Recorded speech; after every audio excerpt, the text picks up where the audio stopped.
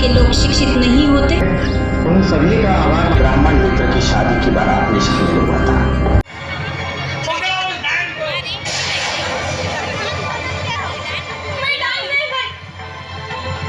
सारे गांव का नाश करके रखा है।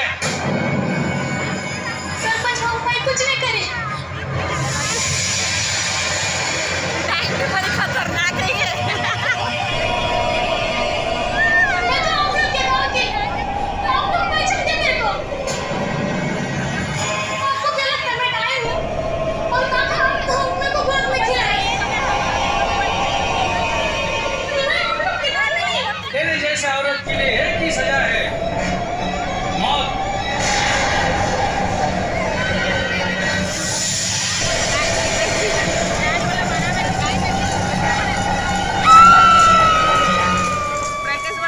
सर, दामिनी सरोज की हत्या से एक बार फिर ये बात साबित हो गई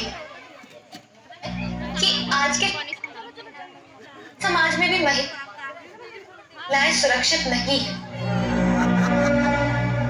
इससे ये सवाल खड़ा होता है कि क्या हम सच में एक आधुनिक समाज में जी रहे हैं? एक तरफ लड़कियां अंतरिक्ष की सैर कर रही हैं, हिमालय पर चढ़कर झंडा फहरा रही हैं, डॉक्टर्स, इंजीनियर्स, ऑफिसर्स बन रही हैं।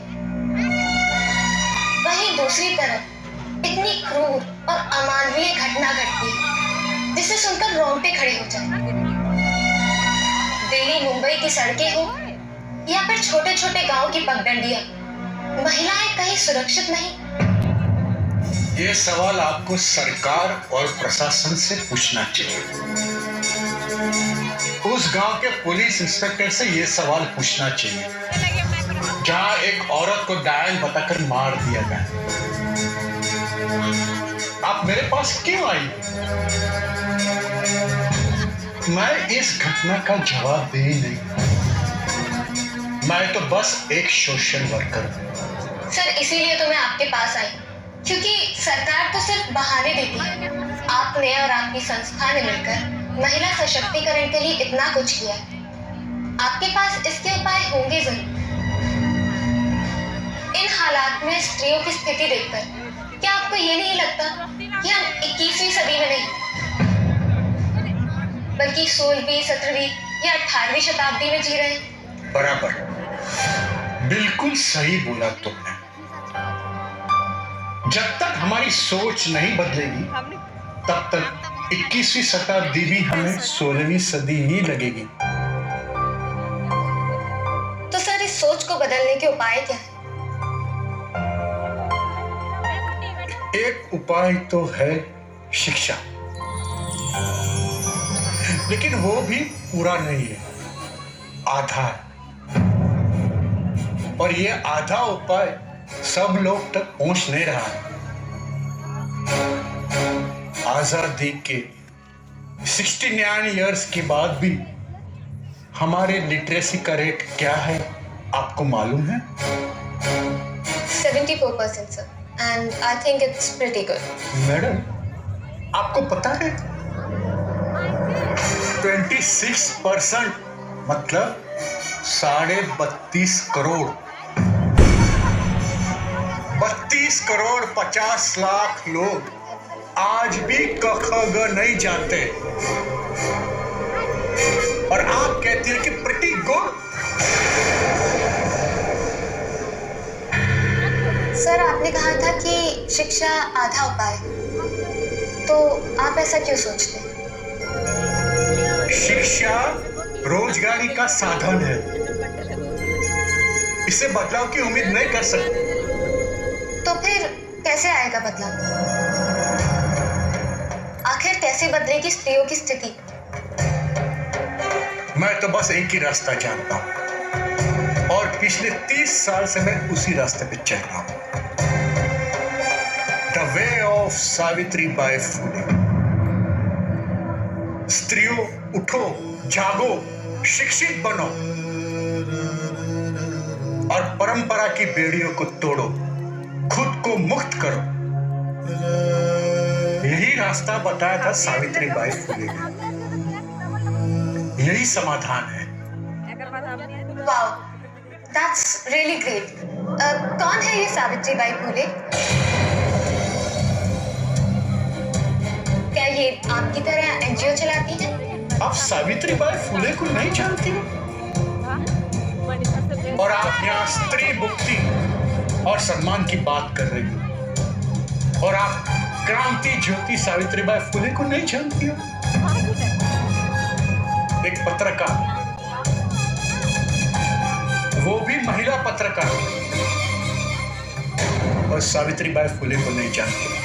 Sir, I'm really sorry, but You should be, क्योंकि सावित्री बाई फुले को ना जानने का मतलब है अपने आए बाबा को ना जानना। सावित्री बाई फुले का अर्थ नहीं जानना मतलब अपने आप को नहीं जानना। आप मुझसे पूछ रही हैं सावित्री बाई फुले कौन है? एनजीओ चलाती है? यू मे गो। मुझे आपसे कुछ बात नहीं करना, हमारा इंटरव्यू यही खत्म हो गया। Please go. Sir, I'm really sorry. I really understand your emotions, but ये दुनिया इतनी बड़ी है, हम हर चीज नहीं जान पाते। कभी कभी कुछ चीजें हमसे मिस हो जाती हैं। मिस हो जाती है? मैडम, जिन्होंने आपको ज्ञान का पहला पाठ सिखाया, ये जो आप माइक साइक लेके अंग्रेजी झाड़ रही है ना, ये भी सावित्री बाई फुले की वजह से। सिर्फ आप ही नहीं, हमारे देश की तमाम लड़कियां आज जो तरक्की कर रही है, आज जो अधिकार प्राप्त कर रही है, वो भी सिर्फ सावित्री बाई फुले की वजह से। और आप कुछ इंपॉर्टेंट चीज की तरह सावित्री बाई फुले को न जानना एक सामान्य बात समझते हैं? मिस काव्या, अगर आपको स्त्री के बारे में इतना ही कुछ करना है, सबसे पहले जानने की कोशिश करें कि क्रांति ज्योति सावित्री बाई फुले कौन है।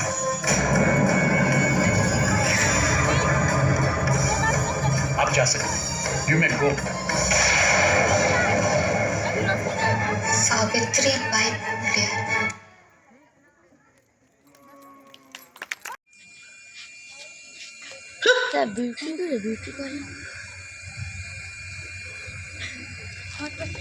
याद नहीं। राम राम मास्टरनी भाई।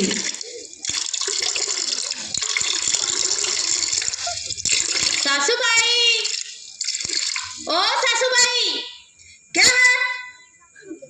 हाँ, राम राम राम राम राम राम राम राम। अरे क्यों बहका रही हो हमारे बाल बच्चों को? उस फूले ने तो तुझे छोड़ दिया पढ़ा लिखा कर ज्ञान बांटने को, और तुम मुंह उठाकर चली आई, बेशरम कहीं की। औरत जात पर कलंक हो कलंक, तेरी तो अकल पर ही गोबर पड़ा है।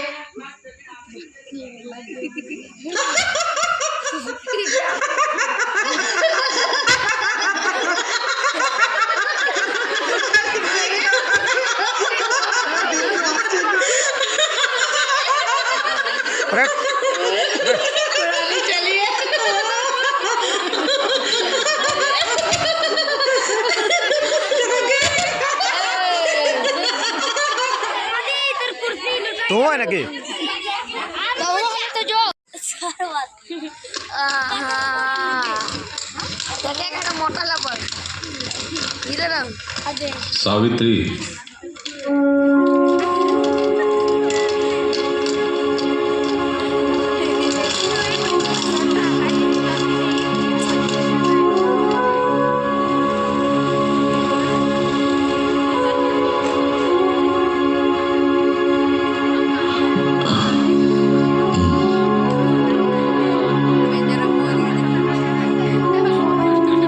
जानता हूं मैं तुम्हारे साथ आज जो भी हुआ सब कुछ जानता हूं मैं सावित्री।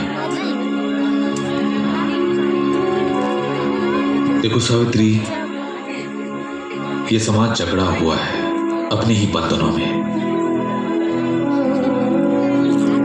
अपने अज्ञान में ही आनंदित रहते हैं लोग। ब्राह्मण पाप पुण्य की भाषा करते हैं, लेकिन उन्हें यह नहीं पता कि नारी को अज्ञान में रखकर कितना बड़ा पाप किया उन्होंने। मनु ने कहा था, नहीं लिखा था, कि नारी को शिक्षा ग्रहण करना पाप है। सावित्री, हम नारी को शिक्षित करके मनु के इस विधान से मुक्त करेंगे। नारी अज्ञान से मुक्त हुई तो सारा समाज मुक्त हो जाएगा। ये समाज परंपरा को तोड़ना नहीं चाहता। अगर कोई उन्हें शिक्षित करने का प्रयत्न भी करे तो उसे अपमानित किया जाता है। ब्राह्मणवाद का अहंकार उस पर गोबर फेंकता है।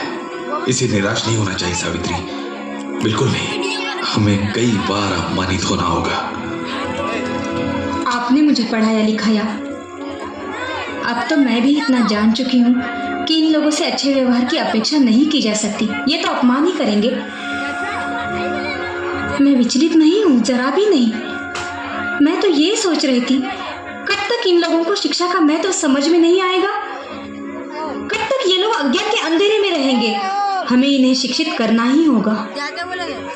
जब तक महिलाएं और समाज के निचले तबके के लोग शिक्षित नहीं होते, मैं शिक्षा का प्रसार करती रहूंगी।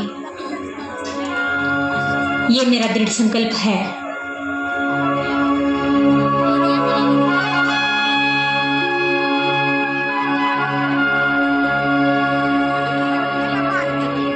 कुक्षाओ तू सागरा।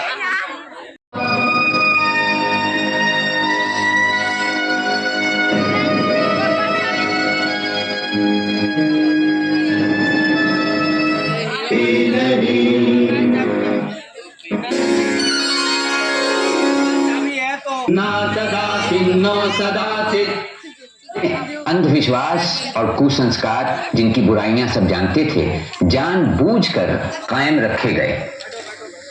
दलितों, हरिजनों और पिछड़ी जातियों में ज्ञान और शिक्षा के फैलाव पर रोक थी।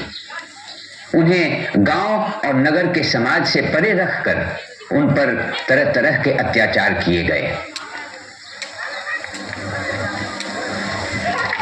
ब्रिटिश राज और पश्चिमी उदार मतों और बुद्धिवादी विचारों के फैलाव ने जाति प्रथा के सामने नए सवाल पैदा कर दिए थे। इसका नतीजा ये हुआ कि सुधार का आंदोलन जोर पकड़ने लगा। इस आंदोलन की नींव डालने वालों में एक थे पूना के ज्योतिराव फुले, जिन्होंने सन 1873 में सत्य शोधक समाज की स्थापना की, जिसका लक्ष्य था मनुष्य मात्र के बड़प्पन को जात पात के बंधन से दूर रखकर प्रतिष्ठा दिलवाना। दादा, भिंडे साहब का मकान कौन सा है? यही तो सामने वाला, यही ना? माली जाति में जन्मे ज्योतिराव फुले ने गैर ब्राह्मणों में शिक्षा के प्रसार की जरूरत महसूस की और सन 1848 में पूना में पिछड़ी जाति वालों के लिए एक पाठशाला खोल दी।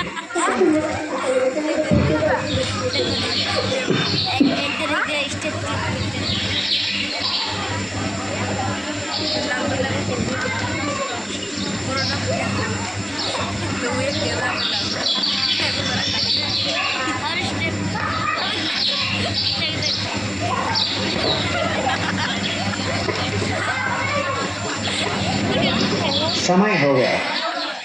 मेरे विचार में अब और कोई नहीं आएगा। दोस्तों, बच्चों, इस पाठशाला का औपचारिक उद्घाटन करने से पहले मैं हम लोगों की तरफ से उन सभी का आभार मानता हूं जिन्होंने हमारे लक्ष्य को पूरा करने की दिशा में हमारी सहायता की है। सबसे पहले मैं श्री भिड़े साहब का आभारी हूं, जिन्होंने हमें इस कोठरी में पाठशाला चलाने की अनुमति दी। मैं उन मिशनरी अध्यापकों का भी आभारी हूं, जिन्होंने हमें तरह तरह से प्रेरणा दी है।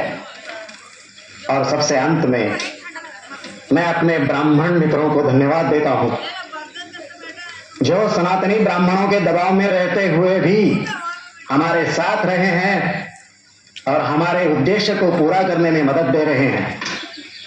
अब मैं इस पाठशाला की प्रेरक शक्ति श्री ज्योतिराव फुले से प्रार्थना करता हूं कि वे पाठशाला का उद्घाटन करें। कुछ बरसों पहले मैं अपने एक ब्राह्मण मित्र की शादी की बारात में शामिल हुआ था। मित्र के रिश्तेदारों ने मुझे देखा और चले जाने को कहकर मेरा अपमान किया था।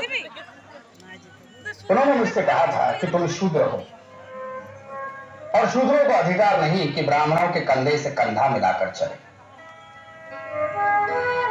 उन्होंने मुझसे कहा कि तेरी वजह से तमाम बारात भ्रष्ट हो रही है। उन्होंने और भी बहुत सी बातें मुझसे कही जिन्हें मैं यहां दोहराना नहीं चाहता, लेकिन उस रात मेरी आंखों में नींद नहीं उतरी। पूरी रात मेरे मन में तरह तरह के सवाल उठते रहे और उसका कोई जवाब मुझे नहीं मिला। धीरे धीरे मेरे मन में ये बात आ गई कि हमें आत्मसम्मान पाने के खातिर संघर्ष करना होगा। इस संघर्ष के लिए हमें अपने पैरों पर खड़ा रहना होगा। हमें हथियार उठाना पड़ेगा, लेकिन लाठी नहीं, तलवार नहीं, तोप तमचा नहीं, बल्कि ज्ञान, विचार और सही शब्द। और ज्ञान, विचार और शब्द शिक्षा के बल पर ही मिल सकते हैं। क्या भट्ट पुरोहित हमें शिक्षा देंगे? नहीं देंगे, क्योंकि वे अपने हाथों से ऐसा हथियार हमें नहीं सौंपेंगे। इसलिए हमें खुद अपने को शिक्षित करना पड़ेगा। मेरी पत्नी सावित्री मेरी पहली शिष्या है। अब वो तुम्हें पढ़ाने में मेरी मदद करेंगे। हम इस तरह ज्ञान फैलाएंगे, क्योंकि ज्ञान ही वो दौलत है जिसे आपस में बांटना बहुत जरूरी है। यह हमारी पहली पाठशाला है जो छोटी जाति की लड़कियों के लिए खोली गई है।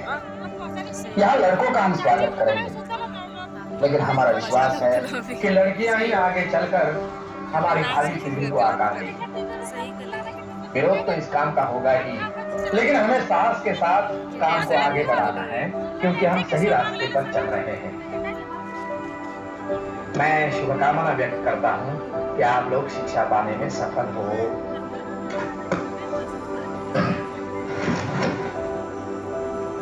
अच्छा बच्चों, अब तुम सब घर जाओ। कल से तुम्हारी शिक्षा आरंभ होगी।